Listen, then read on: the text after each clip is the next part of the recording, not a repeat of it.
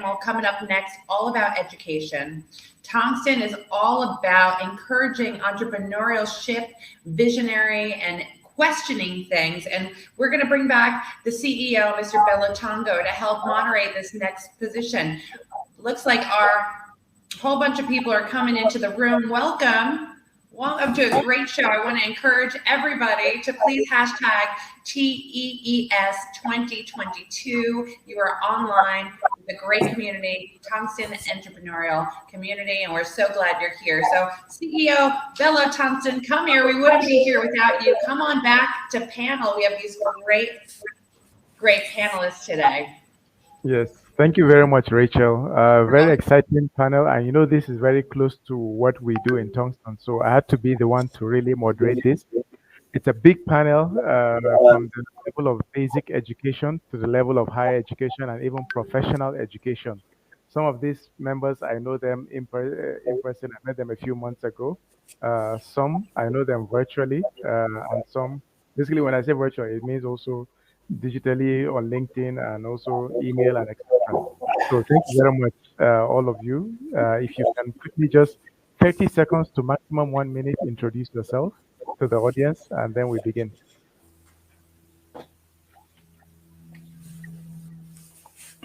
Okay, let me begin with maybe it's best I give an order of things. So V, if you can start. Sure. Hello everyone, Vytheeshwaran here. I am the founder and principal learning consultant from VYLEARN based out of India. And I'm really excited to be here and be part of this panel. Look forward to talking to you and learning from all of you. Thank you, V. We met a few months ago in Education 2.0 conference, and he's doing a lot, really, a lot of interesting things. So thank you very much. It's great to have you here.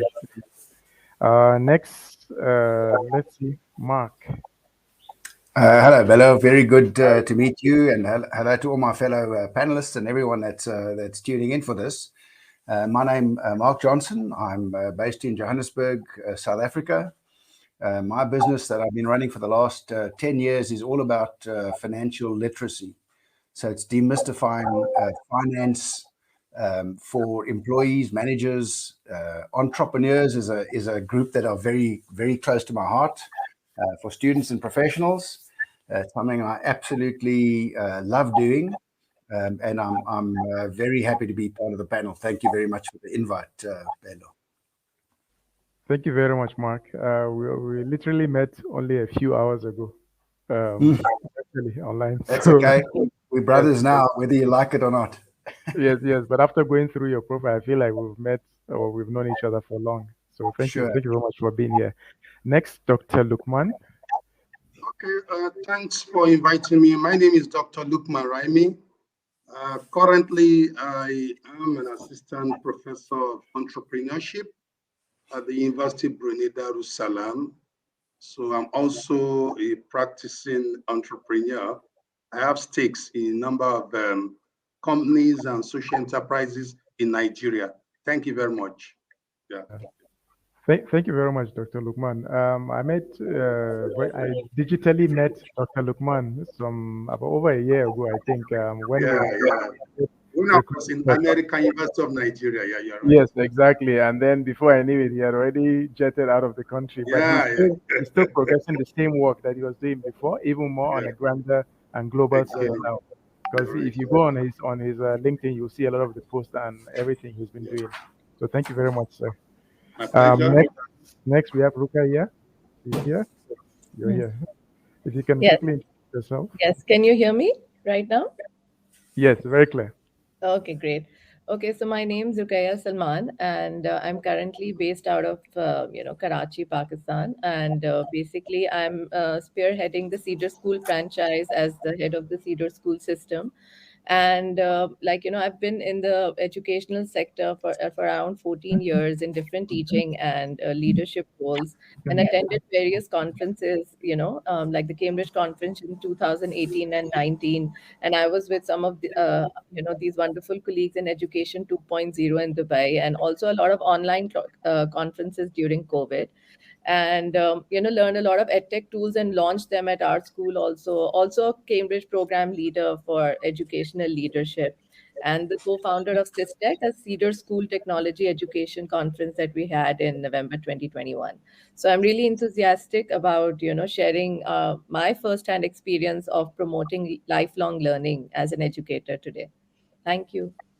Thank you very much, Rukaiya. We met Education 2.0 some few months Yes. ago, and Yes. the keynote you gave with everything you do with your schools and generally just about lifelong learning, as you said, is something Yeah. that I also really believe in. Whether you are old, you are 60 years old, 70 years old, it's really very important, continuous learning. So thank you very much for being here.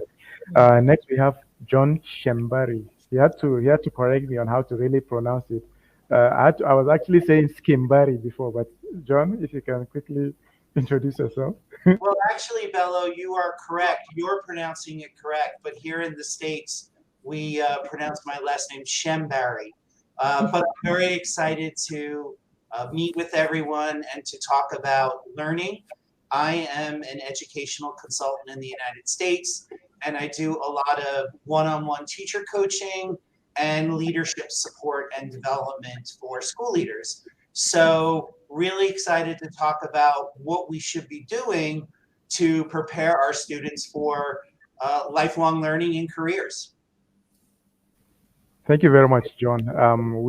Just like many of you, I only met John digitally on LinkedIn, and then we had a quick, was it Zoom or Google Meet? We had a quick meeting, and so much experiences that he had, and also he shared some insights into what's going on in the education system in the US, and also got me thinking of how it can be applicable here, especially on the policy side of things here in Nigeria and also in other parts of Africa. So thank you, John, for being here.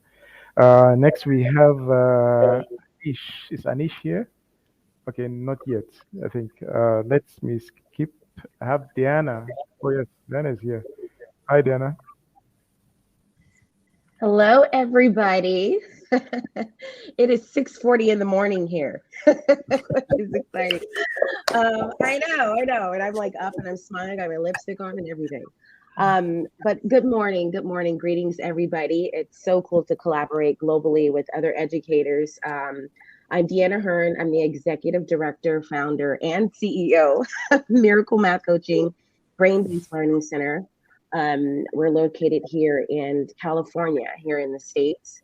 I've been in education for over 15 years. I'm super excited to be here. What we do is we use all the latest scientific research of how the human brain works to help students to bring enrichment. So we partner with school districts, private, public, Montessori, a little bit of everybody, but also parents do pay out of pocket for their kids to have the additional enrichment that they need to advance their education. And so I'm excited to be here to share, to grow, and to be a part of this collaboration. So thank you so much for having me.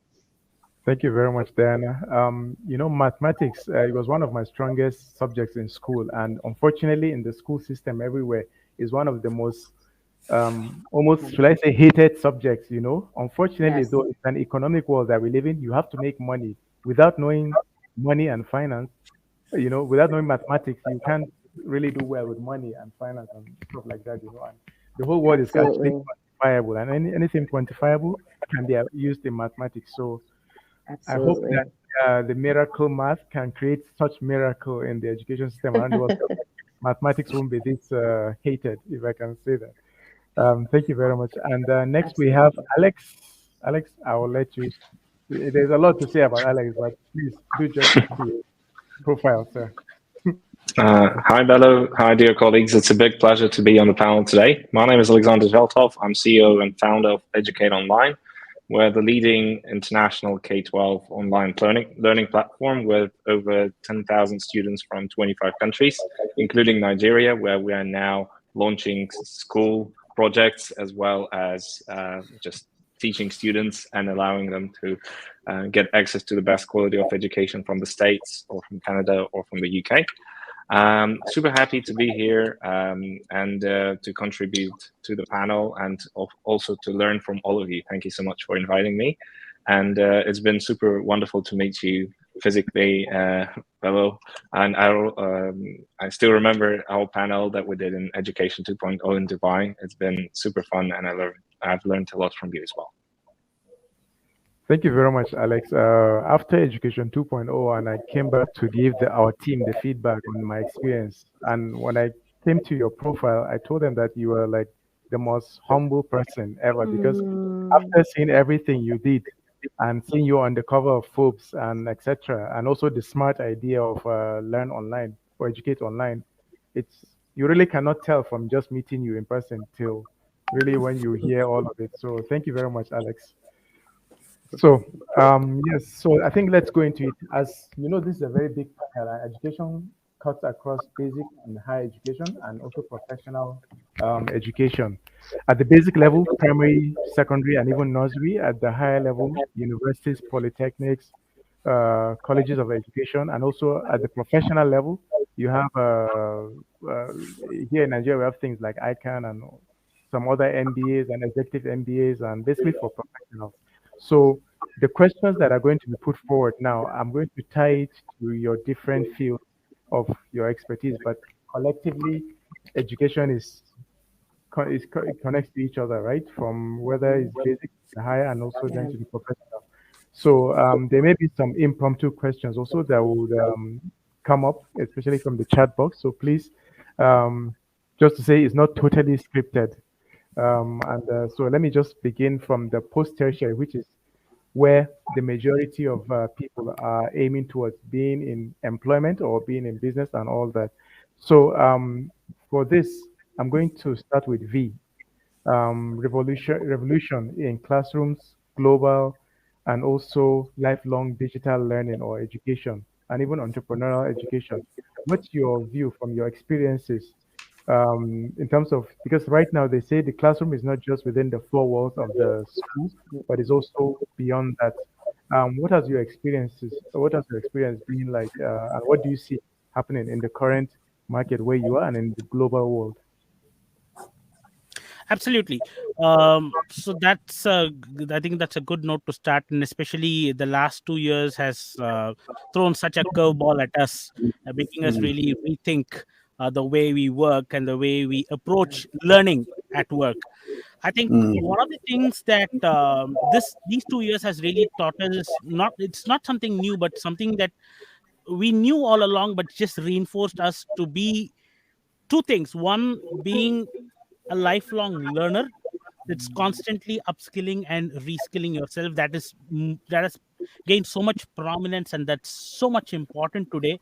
And transforming yourself into being innovators and problem solvers rather than just consuming content and replicating whatever you have learned on the job. The world has now realized the importance of problem solving and innovative thinking, because we live in challenging times today. We just got out of a pandemic, and now we are in a situation where there is a lot of economic crisis that's happening across the globe. So we need problem solvers, we need innovators who can work around these situations and make sure that life continues to go on for everyone and make this world a little better for everyone. I'd like to start on that note. Yes, thank you, V. Yeah, I think one of the, I always say innovation, the fast pace of innovation leads to or forces us to always be lifelong learners. And also the case of globalization makes us to really not just think locally, but also think of what's going on in every other country. So I do agree with this point of yours. And I think similar question to Mark, where you see this situation of revolution or re-evolution of education globally, but also in terms of digital transformation and all that. Thank you very much, and good points there, V. I suppose in my business pre-COVID, there's always an acknowledgement, as much as my business traditionally has been workshops in a contact-based learning, where there was an acknowledgement. Look, we've got to go digital, X, Y, Z. But pre-COVID, my sense of going digital was going to be, well, what app can we develop that will support financial literacy, et cetera, et cetera.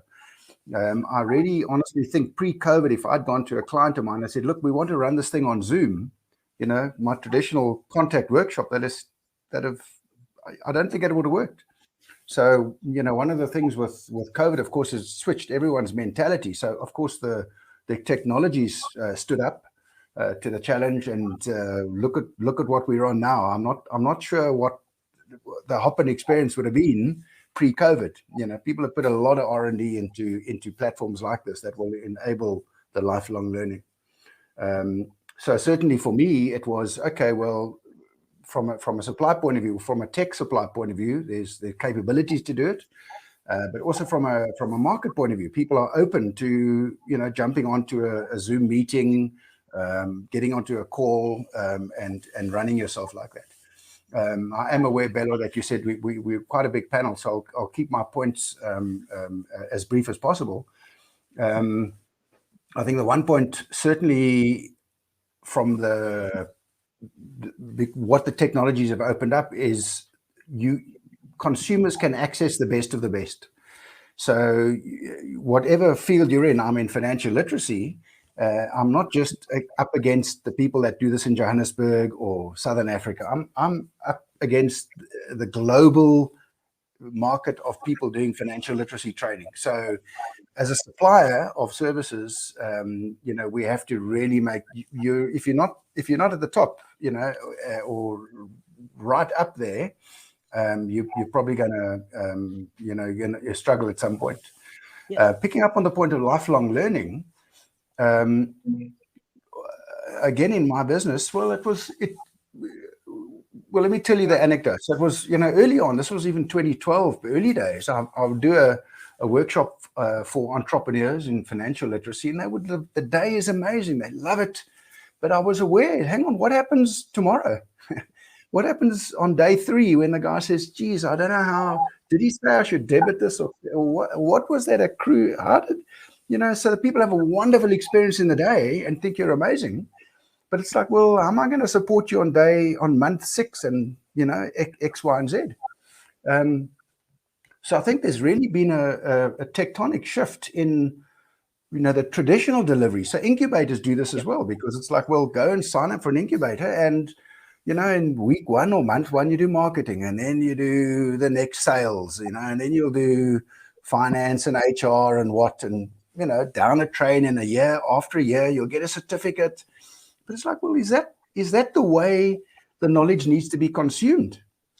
Is that, as an entrepreneur, is that my problem today? No, I don't have an HR problem today. I've got a cash flow problem today. Or I don't have a finance problem today. I've got someone resigning and they're a key part of the team. So it's like, what bit of knowledge? So the traditional model is really defunct. And as I was thinking about this thing, I thought it's like manufacturing in the 80s and 90s. We moved to a JIT model, just in time from manufacturing is an exact replica of what lifelong learning needs to be. Is that steering wheel must arrive at the factory line, and I only want 4 steering wheels because there's 4 cars coming past, and I don't want a warehouse. So the university model is like a warehouse of knowledge. Let's pack your brain full of all of this knowledge, and then in 10 years' time, you maybe need a piece. But you go to the warehouse, it's defunct, it's lost, it's obsolete.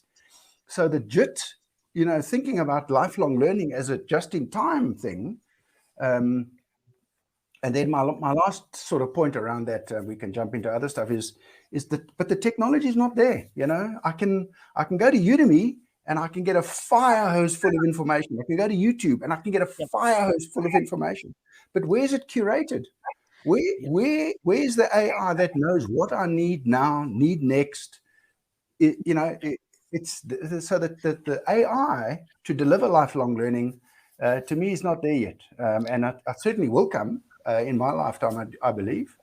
And then maybe if I can just make the last point, because as universities are going to have to morph, into the lifelong learning, this chunk of knowledge once, your certificate, your qualification used to be a proxy, or is a proxy for some stuff, some good stuff, and that little piece of paper. But it's like, as we move into a lifelong learning thing, what is the accreditation going to look like?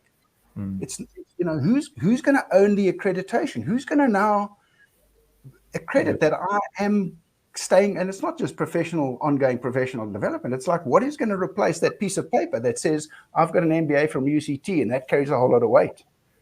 So, that's I think is also going to be a place where things are going to have to shift. Anyway, those are my few points for the moment. Thank you. Yes, I think definitely I see the challenge that you're presenting. Very interesting. In business, there's something customers usually talk about instant gratification. But with the school system, you have to wait 6 years, 5 years, whatever, to see the gratification or the result of it. Parents that have invested in your fees, or even you have taken loans and things like that, you have to wait basically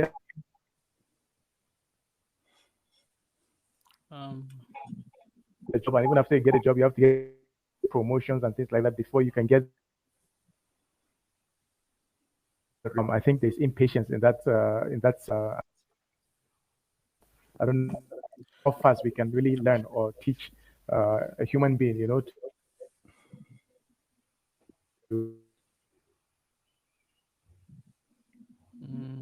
Is he there? I think he has some signal issues, I guess. Yeah. Or length of. Yeah. So while we wait for him to come back, I noticed a couple of interesting things that you were saying. Hear me? I don't know if I lost you. Yes, Dr. Lukman. Yeah, I'm very much around. Hello. In other parts of the world, how would you say? What would you say regarding the positioning education? Okay, thank you very much. Looking at tertiary education, it is an important level of education globally. But if you look at the trend in recent times, there is a sort of skills gap in what the university is actually teaching and the need of the industry or world of work. So a number of countries have actually repositioned that particular problem by, by doing what is called curriculum realignment. You just ensure that university teach exactly what the industry require. Most universities provide theoretical education, which most times do not meet the needs of the world of work. Most corporate organizations, multinationals, they want what is called soft skill in addition to the hard skills that the university provide. But unfortunately, very few universities provide what is called soft skill. Then also professors in the university, they romance, with theory, and they believe that they are custodians of knowledge. Whereas in the industry, things are changing. So many universities don't teach robotics. They don't teach machine language, but most of these courses are available online. So if you graduate as a graduate of computer science and you lack understanding of artificial intelligence, robotics, machine language, of course, you will be deficient. And consequently, you will be unemployed and not employable. Two terminologies. You will be unemployed and unemployable. So there is need to bridge that particular, gap between what the university is teaching and what the industry require. Even the professors too needs to have their knowledge to be upscaled. In the contemporary times, you talk about relearning, unlearning, and learning. So most of us believe only in learning, whereas most of the things we are learning are actually outdated. So the university must actually collaborate with the industry, and that is what is called town-gown collaboration. But some countries actually promote what is called triple helix model, whereby there will be a collaboration between university, government agency, and of course the industry. So there will be exchanges of ideas, curriculum enrichment, upscaling, and what have you. These are some of the reflections I have. As we progress, I'll add more. Yeah. Okay, thank you very much, Dr. Lukman. One of the things I think, Dr. Lukman, you will know is that at the moment in Nigeria, there's a crisis in education where there is ongoing strike. And Yeah. some people have argued that it's because the government and also industries and the rest of society don't see the value in tertiary education. That's why enough funding is not going into it. And I think for those of you here that are in the US also, you know the issue of the student loan and student debt issue going on, that there's so much debt that students go to, and they spend 20 years to service that debt and pay back. And by that time they are 40 years, 50 years, and at the same time you see other kids that just go on TikTok and just make their money. They don't even need to go to university. So I think this point that you're saying, Dr. Lukman, and I've seen this in the UK also, how industries really value tertiary education, universities. And in fact, students in the university, including myself in the UK, I worked on projects that belong to industry, and it became a win-win and progressive situation. So I really, this point you're making, I think I can relate to it, but also we see it happening in the current times where we are located. Secondary education, let me say something or a question tied to secondary education from your experience, Rukaiya, John Schembari, and Anish. Anish is not here yet, but redesigning curriculum, especially teaching and also the assessment that happens in the for the future of work, as Dr. Lukman said. How do we achieve it? Because if he is saying that, especially at the tertiary level, we need to cater to the industries, it means the three elements of education, which is curriculum, teaching, and assessment, needs to be changed, right? So how would you say basically it can best be achieved? Hello. Yes, Rukaya, you can go on first. No, it's okay. I was Yeah. just checking if I'm audible or not. Somebody else, please start. I'll go. Okay. Sure. Yes. So I think along the lines of what others on the panel have said is we need to shift really our teachers' thinking around what teaching is, particularly around what we need to do in terms of 21st century curriculum, assessment, and engagement, as you mentioned, Bello. So traditionally, teachers, even here in the States, have been taught, oh, I'm a math teacher or I'm an English teacher. And that's important, don't get me wrong. But how do we embed those problem-solving strategies that V was talking about? How do we do the just-in-time learning that Mark was talking about? And I think some key things we can do, even in secondary, not only on the high school level, but even on the elementary level, how do we build in curriculum that does teach social emotional learning capacity? So that involves student individual assessment of their own strengths and areas for growth. It involves peer collaboration. How do we actually get students working together? So I think the curriculum, in terms of our content standards, can still stand if they are forward-facing and really give our kids the skills, particularly in literacy and math, that they need. But I think the question is how we teach. So how do we bring in those life skills? How do we bring those problem-based skills into teaching, particularly project-based learning? And then to your question, your comment about assessment, Bello, how do we move away from paper and pencil, sit-down tests, where our students are working independently, quietly on a multiple choice test? I think we are starting to see movement away from that. Don't get me wrong, that has its place, particularly if you want to just see in a moment of time how a particular student has learned certain standards. But I think we need to bring in, like I was mentioning before, more project-based learning, more case study analysis, more role playing, particularly if the working world is calling for collaboration skills. Us here on this call right now are collaborating. So how do we help our students do that, particularly post-pandemic? And then lastly, that engagement piece, I often tell teachers it doesn't have to be separate. Your engagement strategies can be your assessment strategies.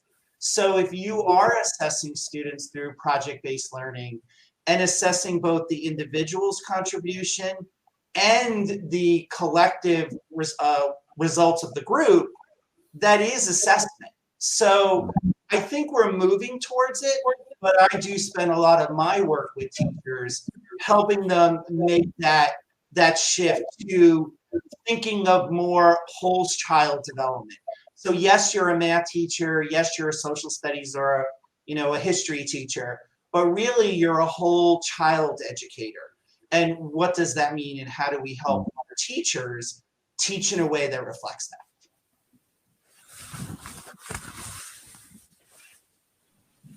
Thank you. Yeah, thank you, John. I think most people, even here in Nigeria, most educators, they always think it's just about changing the curriculum. But what I agree with you also is that even on the assessments, that needs to go beyond the paper and pen situation. One of the challenges we have in Nigeria is exam malpractice, and it's easily done by students because simply you can just copy the shaded portions and whatever that they have written. But if it's a test that is beyond just defining a noun or shading some letters, then all of those challenges of malpractice in exams can also be curbed, I think. And then also, of course, the teachers, as you said, also need to basically keep up to that level. Also, they need to be able to do the project-based teaching and also project-based assessment and the other progressive methods as well. I think it's the same question for you, Rukaiya, and yes, on Yes. curriculum So teaching. basically, as far as my personal experience is concerned, though I've headed like Cedar schools and a growing network of branches, but we had to personally initiate and also successfully implement several 21st century initiatives, right? Because especially after this, educational earthquake, as you may call it, and even before that, there was always the need to, speak about these initiatives. But the pandemic has made us realize, that these initiatives should have come in much earlier. Though, yes, these initiatives do bring in their challenges and opportunities, all sorts of hybrid learning and different forms of learning that are coming along, but they're important. And even on the curriculum end, we've been, as a school and as a country, we feel that we do need, we do have the need to have new subjects that can be seen 21st century compliant. Like, for example, moving away from the traditional subjects, like we still have English, maths, and our national languages, but we need to introduce subjects like environmental management, media studies, global perspectives, and include curriculum for the world of future work. Like, we have a program called WOW, which is like, USA based curriculum, because it brings in career and technical education and, work readiness at an earlier age. So these are the different initiatives you need to bring in and become like, a quick innovator, because that's how, you can actually add value to the society and, grow network and also differentiate yourself. And I've been lucky that, central to this success has been the buy-in from the management and also the commitment of trained teachers. Because when you want to implement a program or something new, you need to have the buy-in of your board, your teachers, your colleagues, because it's teamwork, right? You can't just say, "Okay, okay, today I want to launch this and it's done." You need to explain the philosophy of that initiative to everyone in your team, get their feedback, and launch it in such a way that everybody understands and believes in it. Then only they're going to passionately, you know, implement a new project. So, action research is a philosophy and methodology of research generally applied in social sciences. And I feel that's what we are good at. It seeks transformative change through the simultaneous process of taking action and also doing research. So, which are linked together by critical reflection. And I feel, if you can do that, especially in a developing country like Pakistan, you can start new trends and make a big difference. So, that's it from my side. Hey, Bello, if I can chime in, my brain is like Yes. going firing off right now. Yes, go ahead, Okay, Diana. so I just want to say, I just love everything that I'm hearing, and I think my colleague from Cedar School, she's I don't want to mispronounce her name. She said, I'm Yeah. sorry, say it again. Rukaiya. Okay, yeah. So Rukaiya and John have just said a lot of great things. Everybody, Mark, everybody said a lot of great things, and a few things that I just want to kind of go back to. And John, you said something about project-based learning. I wholeheartedly agree. I think right now, what it is that digital learning, augmentation, all of these wonderful things that we have just opened up the world for us to be able to have more resources to expand on the modalities in which we use to really be able to bring in holistic learning. We have more. So in order to utilize it, we have to think outside the box. But it's all about bringing in the village of support and all the things that we need that we didn't have access to before. These students at all levels, college, university, elementary, secondary learning, they have access to see what's happening, what people are doing. No longer do they have to read a newspaper or go down to the office. It's literally right in front of them. And it's like fanning food in front of someone that's super hungry, right? You're teasing them. They're hungry for it. They're ready. They are ready to activate. And when we teach, when we assess, when we do whatever we do at all stages, we have to activate the learning. We have to activate and make sure that everything that we're doing, these are my suggestions and just input of what I see. We have to do what I'm calling real-time learning. If our learning is not real time, like relevant to what is happening right now and where they're going to be using these skills, theoretical, and I'm going to say, and I told my friend up in I totally forgot your name, sir. I believe you're in Africa. You're doing some work up there. Please forgive me. I don't want to butcher anybody's names, but he was Dr. saying that Lukman? yes, Dr. Lukman, that a lot of the universities really love theoretical learning. That is not going to be impactful for the world that we live in today, because everything's so tangible. You could see it, you could hear it, you could feel it. People are talking about their careers. They're showing you, they're bringing you into their world. And these learners are hungry to make the connections. So these modalities that we now have that are digital, we now have access to bring in tools, resources, people, expertise, scenarios, case studies, to really be able to activate and to bring life to the things that this generation, and also those of us that weren't raised with all of this, we have access to it too. So if we're still learning, we're going to be hungry for, wow, they didn't have that for me when I was growing up. I want some more of that too. So bringing those pieces in and and making sure that we are educating our teams and we are getting them excited about it and we have their buy-in. I think it's just so important. I have so much more that I want to say about this, but we are in a global world now. And we're literally in a panel with folks that they're all over the world. So to keep it any other way, we're just going to get left behind. One thing I also want to say, I was excited because post-pandemic, I met with my advisory team, pre-pandemic. This is literally 3 to 6 months before the pandemic, before the whole breakout. I said to my advisory team, I know this is crazy, but I want to bring in hybrid learning and I want us to start testing it. I want us to go online and I want us to introduce, and I know it's going to take, I literally said 2 to 3 years for us to really educate the market and to get them to accept this new modality. But this is the way we need to go because this is where things are going. And I was looking to purchase a learning center that had, a certain size of square footage because I knew I wanted to go hybrid to expand to help more kids. And we started to test, what does brain-based learning need to look like online to be just as good online as it is in person. And I had a team of folks that we started working on all the principles, and our beta testing date to launch this out to a subset of our students was the same date.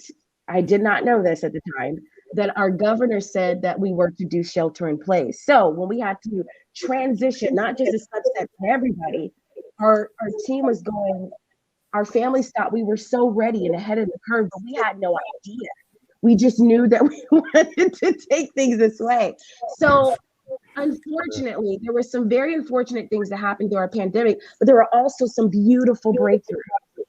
And so now we're in a different era, and we all have to be in acceptance of where we are. But now let's dance in the sun. Let's open up our minds and let's live, because everything living grows. Yeah. So I'm done, but I'm excited about this. This is so Yeah, cool. you were actually going to be next, Diana. So let me, but let me throw this question to Alex regarding the role of virtual reality, augmented reality, gamification.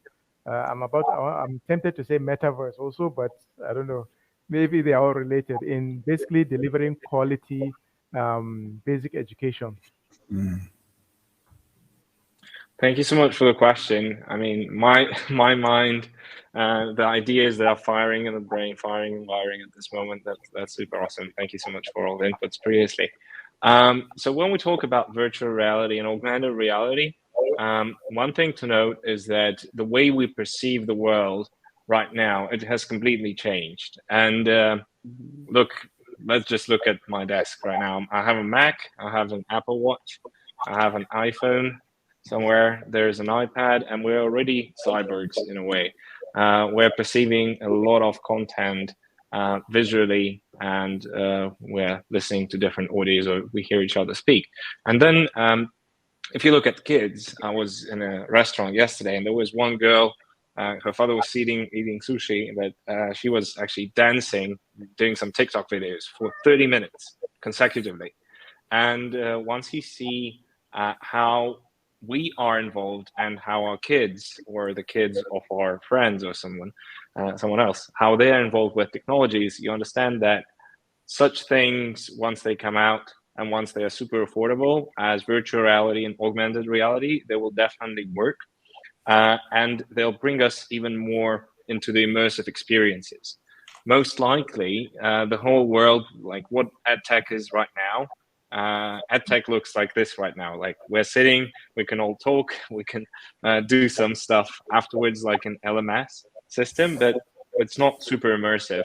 Once the big platforms such as Facebook, now Meta, Apple, and other companies, Microsoft, they bring the tools which will be super affordable as well as super easy to use, as an iPhone is for us right now, then we will all be learning and communicating through the metaverse, or through augmented and through virtual reality. One thing to note probably here is that offline becomes the new luxury.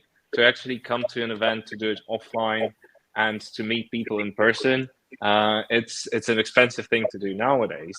And I guess one thing we should be really aware of, actually two. One thing is, if we want to build a big business in education and we want to contribute to lots of students, then we have to be in that metaverse. We'll have to have this virtual and augmented reality. Now the App Store and that Apple has, if you jumped on that Apple Store and you actually developed apps 15 years ago, you could have made like a multi-billion-dollar business back then, because Apple, as well as Facebook, they have lots of people that are using their products, same as Google for Android, for example. Similar thing will happen here. And what we got to do as a company, and what I advise all the other educators to do, is actually to understand how do we jump on this trend, because this way we can get to a larger audience, as well as this way we can contribute to lots of people. But at the same time, we got to think how we can integrate some offline, some more luxurious experiences in this, because I remember the times when I was not checking my phone every 1 minute. I remember when I had a Nokia phone that could only call and do simple text messages. And these times were also good, and we had more human-to-human interactions back then. So I guess it's our job to teach kids and to teach students that they should set aside maybe time for not only virtual experiences, because this is a super important thing for the future. Otherwise, of course, doing something on computers and in the metaverse is fun, but we might see that there are more and more unhappy people. And once we have this human connection, even like we had in Dubai, it's nice to actually see each other and to have these conversations. And this is a very unpopular opinion, especially coming from a leader in edtech, I guess, because everyone said, let's jump online. There's many benefits, but at the same time, there is benefits and drawbacks and everything. So we got to understand how we can utilize the power of offline, maybe even, I don't know, assemble the students once per month offline or twice per month, kind of integrate these two formats to make it a viable product. I guess that's it. Yeah, thank you, Alex. Definitely, I agree with your point regarding the more we are doing gamification, virtual reality, and all those tech stuff, basically without it being blended by in-person engagement. Basically, we are almost losing our humanity to a certain extent, and we're all just becoming kind of like robots in a way, or humanoids. I think it's a technical word for it. But human engagement, we talked about social and all that. You need human interaction, in person especially. Some things you can't really replicate digitally, body language and some other stuff, that are part of our day-to-day. So I do agree with you. As much as the world is moving quickly, there must be a good balance between the tech and also the live reality of things. I think it's the same question for you, Diana, quickly, before I go to V and Mark also on other things that they've said and how it connects to everything now that we're talking about moving forward in education, wherever we are. Diana, it's the same question for you quickly, please, on the gamification, technology, virtual reality, augmented reality, how it can move education, basic education especially forward, but even education as a whole, generally. Quickly, please. Yeah. So just a couple points that I want to make. And Alex, we have to touch base outside of this. This is great. I just listening to the few words that you said, I'm like, wow. So a couple things that Alex said that I just want to kind of add to that I think are really, really important. Something I was actually talking to one of my team members on is the social anxiety is real. Because there a lot of the students now, and we may not see it as much with the younger kids, but you have to remember people have been wearing masks, so language and pronunciation and all of that, it's totally different. And they're young right now, but that just impacts as they get older. But as it relates to just even the middle school, high school, and even early college students that have been in the midst of just the digital world and us kind of using more of that. The social anxiety is a real thing, not really knowing how to interact with people or wanting to really shy away from that. That's really going to be important. So Alex, I think that was a huge point. And we have to kind of rethink and put it on our radar to really be intentional about how we're going to use offline experiences, which is why I really encourage that hybrid model. Also, I love the fact that he pointed out too, as we make all of these augmented reality and metaverse and all these other virtual experiences more affordable, people will get into you put it in the hands of people and we figure out how to make it even more, more fun and immersive for everybody. And so I thought that was a really good point to bring in. As it relates to gamification and AR and how I see it just with learning today, it has to be a modality that is used, whether it's in the classroom, whether it's in learning enrichment, because they're already doing it. I have 4 kids, and it spans I have an 18 going on a 19-year-old. I have a 1-year-old. And then we have a fifth grader and a seventh grader, and so they're in the metaverse. They're doing, you know, the Oculus head. They're doing it already, and so they're separating it from school because they're not using it, but they want them to. So they're activating all day, and then they go and you ask them to sit in a desk in a chair in a classroom, and you want them to be super engaged. It's like when you start to bring in the things that are interactive and that they're using, you bring their world into the classroom. I always say, one of the things that's beautiful about brain-based learning is that we don't ask you to come into our world. We come into yours, and we bring all of our stuff with us, all of our experiences, all of our background, all of who we are. And I think that's really what we're with all of the technologies that we have right now. This is how students, this is how learners,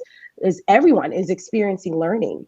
And so we have to really bring that into the world of learning across the board. So those are just a few things I wanted to say. I just want to make sure I'm looking at my little notes here. I just want to make sure. Okay. Yes. So that's mainly what I want to say. And I think scenario-based learning is going to be key. It's very, very important because that brings in the real world, not just theory, right? But that brings in the real world and how to interact with it. When you're playing games and you're doing things to get to the next level, you have to figure out a problem. You have to, and math is not just about, 2 + 2 = 4, x plus 6 = 10 or anything like it's also abstract thinking, critical thinking. It's navigating the gymnastics of problem solving. And so when you can create games or anything like that, even in Roblox, they're solving problems, they're building things, they're doing all of these things. We just have to leverage that and see it as a modality, as an additional modality for learning. Look at Alex. I mean, this is John. I see John. Go John. Yeah. Love that. The only very good thing I would add is, for example, the other day I saw a teacher quizzing students using Kahoot, the polling, and it was awesome. There's that engagement piece. But you know what, where the and I don't mean to throw the teacher under the bus because I think we all do this. What was missing was the self-reflection piece. Exactly. Responses. So along with bringing in this hybrid model, which I agree, whether we're gamifying learning through digital learning, hybrid learning, or whether or not we're in a classroom that might not have the digital component but can still do the gamification, the only thing I would add there is we need to start bringing in more student ownership of learning, having them talking about what they're good at, what the next steps are, especially as we move into this gig economy, where I think now at the States, about a third of our workforce working as independent gig workers, like myself. So how do we also have students owning their own learning path? So yes, bring in the gamification, yes, bring in the tech, the hybrid learning, but in addition to the content, bring the self-awareness, the self-analysis, and actually have students talk about that as much as you're talking about proficiency, let's say, in a math standard. Yes. Yeah. And I was going to say, last thing, I was going to say just to what John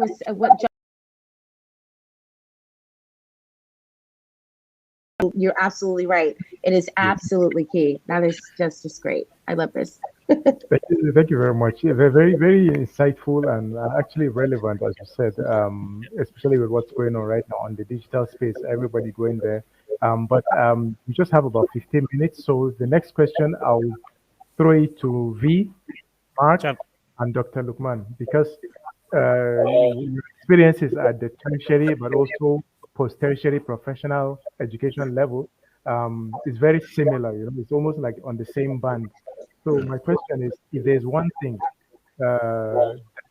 finance needs to go into or policy making needs to affect the progress of everybody, every country and all that, or education as a whole, what should that one thing be?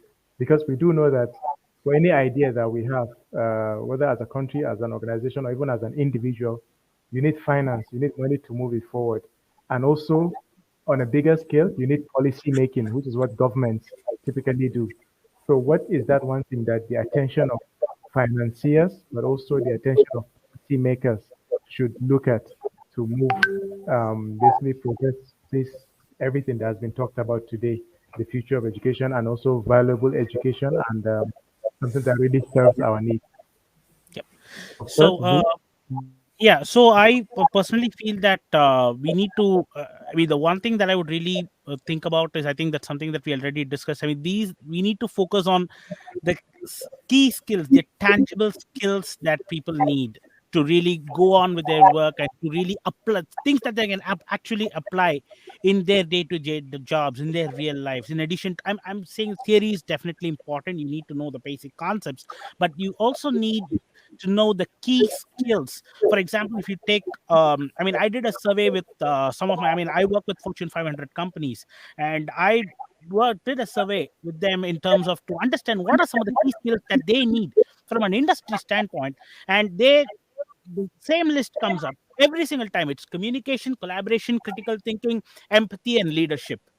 These are the 5 things that constantly comes up with every single client of mine that I talk to. So I think these are some things that are very, very critical that we need to address in addition to our traditional education. And one of the things I'd like to add to what we just discussed is, apart from problem-based and project-based learning, reflection is very important. We are moving into a world of social learning and social collaboration, but at the same time, you need your me time. You need to do reflective practice. It's not just about acquiring your skills. You need to practice your skills in order to hone it and take it to the next level. And that practice needs to be reflective. So we need to come up with policies. We need to come up with structures that will enable reflective practice to hone your skills and really come out industry ready and to take on challenges and solve problems. Indeed. Thank you very much, V. Same question for you, Mark, and Dr. Lukman. Mark first, in terms of focus, where should the focus be in terms of financing, but also in terms of policy making for us to get everything that you've said earlier? Thank you very much, Bello. I mean, a massive question. I think not solvable by one panel in a few minutes. But for me, the context is AFTA. You know, the African Continental Free Trade Area. That's something I'm very passionate about.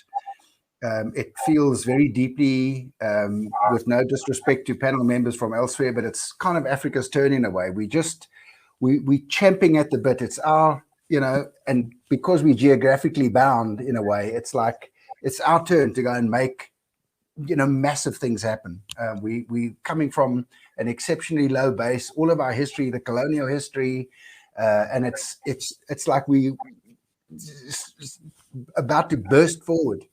But the energy of AFTA, you know, there's our billion people that are coming, you know, behind it, and AFTA is going to be nothing without entrepreneurs and a workforce. You know, it's just gonna fall over. So the African Renaissance, the new Africa, is going to be nothing without the people, entrepreneurs, and as I say, not everyone's an entrepreneur, and there's people that need to be employees. And it's the leap. It's the technology leap that is going to support the HR layer that is going to make AFTA come true. Which and Dr. Lukman, I mean, you're closer to the space in the tertiary thing, so I hope you're going to add some valuable points as well. But to me, it's the technologies are there. You know, if there's an 8-year-old Rwandan boy in a rural village that shows entrepreneurial potential, why haven't we spotted that? Why isn't he being caught in some net of capability? You are an entrepreneur. You'll to me, by the time you're 8, you can spot an entrepreneur because they're doing entrepreneurial stuff. And that would apply across all the skill sets, the stuff you're talking about, V. That, you know, that's all there. But it's like, well, systemically, why do you have to go to the city? Why do you have to go somewhere else to be spotted? Well, the technology, it's there. It's just there's a mind shift that says we are just like Africa. We didn't ever need landline telephones. It's like, well, we never had them, but we don't need them. We leapfrogged it.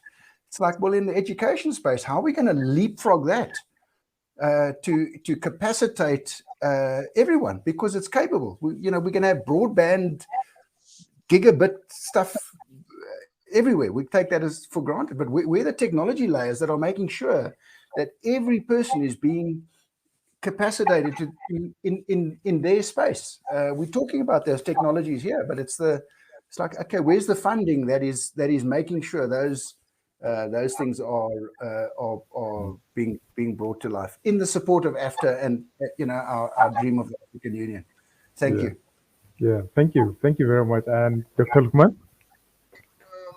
The perspective that I want to add to the discussion is what is currently trending in the entrepreneurship literature. Most universities across the world are transforming to what is called entrepreneurial university. It doesn't mean they teach entrepreneurship. What it means is that your teaching and learning, your research and community service should be entrepreneurial, in the sense that some of the barriers, that we are discussing that have actually affected the quality of tertiary education will be corrected. For instance, most of this entrepreneurial university allows captains of industry, professionals, to come to the university to teach. They are called professor, of practice. And also, university professors too are allowed to come to the industry and see the reality. So they are able to bridge the so-called skills gap. By the time the professor goes back to the university, he will be teaching things that are recent, things that the industry requires. And when there is time to actually enrich or change the curriculum, the government will allow professionals from the industry to be members of that particular accreditation panel. So this requires policy. Also, the professors too, some of them believe that if you don't have PhD, you cannot teach in the academia. Whereas there are people in the industry with just first degree or diploma who are reservoir of knowledge. They can teach what professors cannot teach. So we need to use policy to bridge this particular area. On the area of funding, what world-class universities are doing currently is called sustainable funding. And how do you do that? You create what is called university ecosystem. The university itself, the owner, maybe state government, federal government, or private individual, then you bring other people within that particular community, the parents, the industry, the banks, research institute, manufacturing organization. You co-own that particular university and you decide a sustainable model. Government should contribute, industry should contribute through CSR, scholarship, and even consultancy. World-class university conduct consultancy for manufacturing companies, and they make a lot of money. Then the university itself is becoming a factory because student, intellectual property could be commercialized, and you attract millions of dollars to the university ecosystem. Students will pitch the idea to venture capitalists in Silicon Valley, and they will establish factory, workshop within the university. So university becomes a teaching institution and also a manufacturing center. So for us, this is an assignment for them in Nigeria. Thank you. Thank you very much, Dr. Lukman. And finally, similar question to Rukaiya, Alex, John, and finally, Diana.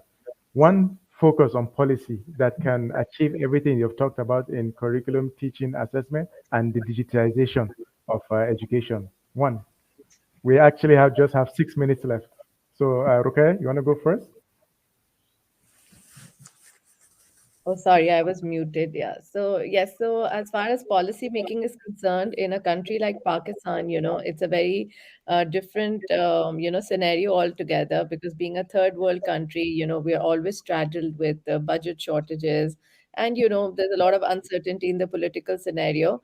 So, despite the structural issue, we feel that we can develop our own learning with the help of local and international universities, collaborations, with international organizations, and even these conferences and talks. We can learn a lot from what's happening abroad. This way, at least we can begin to know what is going on and what is needed. Where the country level education is right now is a very different scenario. But with all these online options available, we can actually uplift and give a one-shop resource window for educational technology and other companies and stakeholders in the country who seek contact points, right? So I feel like the pandemic has, at least brought this ease that we can, like be in touch with, policymakers across the globe, and also bring in whatever we think is, possible within our budgets. Because obviously, not everything will be affordable, but now there are many low scale options, available also. So I think directly engaging with educational providers can, bring in attractive results, and this could be a good social investment for a country like Pakistan. This is what I feel, but maybe others, you know, have a Yes, different opinion because of the background they're coming from. yes, yes, indeed. Context matters a lot. Definitely, Yes. different jurisdictions. Yes, Alex, same question. Thank you so much for the question. So I guess a lot of the companies, as well as a lot of the schools, when COVID happened, especially privately owned schools, they managed to install different kind of technologies, new ways how to teach, new partnerships and everything. But then it seems that the edtech field is growing at a rapid pace, and the governments all over the world, they'd like to have more control of what's happening in the edtech space, as they're managing the public school system, but they have kind of no say in the private online schooling or K-12 or additional courses, whatever, So I guess the businesses and the people know best what the students, they know what they'd like to be taught, and they can choose a school, a university that they wish, or maybe to do some courses online that they wish. And I would like just to ask, I don't know whom am I asking, but it'd be awesome to keep it as a free market with kind of not as much policy as there is in public education currently, because there is many things that are taught about the countries, about this, about politics, about stuff that might not really matter for the future of the students, as long as they can create something and contribute to the world. So I think it's best to kind of create no policy about online learning, and just to have maybe some safeguarding things in terms of making sure that the students are safe in that space. These things are super important. If it's a private sector thing, then it will sort itself out, which is good. Yeah. Okay. Thank you, John. 1 minute. Diana, 1 minute. Sure.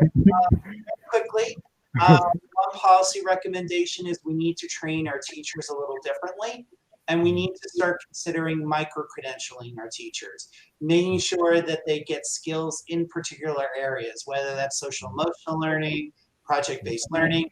So Rukaiya, right? Did I pronounce that right? Was talking about learning educational partnerships. I know Alex runs an online organization for student learning. What about online learning for educators in the developing world? I think Marc was talking about how in Africa there's been a leapfrogging where you didn't necessarily have many landlines, you went right to cell phones. So how could we, in a developing world context, really be utilizing and marketing the digital technologies that we have, not only for our students, but for our educators to get this training in these areas of entrepreneurial teaching that we've been talking about? Yes. Thank you very much, Diana. 1 minute. Also. Okay. 1 minute. 1 minute. Okay. So I just want to say this. And I'll try. So we must become the change we want to see. So I really think, and I'm just going to put this out there because I'm not like a huge like policy person, but I would just say, if they can create policy that keeps the system accountable to actually serving the people and giving them the support that they need, with the system becoming the change that it wants to see in the world, by it becoming accountable, by not controlling the how, but looking at the principles of the what. So sort of taking what Alex said, but aligning that with more principles that ensures that the students and the learners are getting what they need. So maybe like brain-based principles. It actually says that what we're doing is based on the latest scientific research of how the human brain learns. And not saying that I have any kind of like, bias to that, but I think that is really, really important. But also maybe allowing the market to be able to do what it needs to serve the how, but committing to some outcomes, specific outcomes, and certain principles that requires accountability from everybody. So no more silos in the schools, no more like, I'm not going to partner, I want to control everything in my classroom, but more like, collaboration and being the change that we want to see by collaborating with each other like we are in this panel. So I don't know, I'm just, these are on the mind. Yeah. There you go. Yes, thank you very much, Diana. And I think we've just overshot by 1 minute. I hope I've done justice and respected each of your time. Thank you very much. I think we're going to continue the discussion virtually or LinkedIn or whatever, Zoom, anyone. So I think, I don't know, there's a lot I want to say and add to what you guys, and I'm sure also you have more to say, but let me just let it go right now. Rachel is waiting in the other room, I think. So Sure. I'll say thank you very much all. And yeah, Absolutely. soon. Thank you, everyone, and we'll all Bye-bye. stay in touch. Yeah. Yes. Thank you Take so care. much. Lovely to meet you. Thank you, everyone. Bye, everybody. Thank All right, take care. Bye-bye, everybody. you. Okay.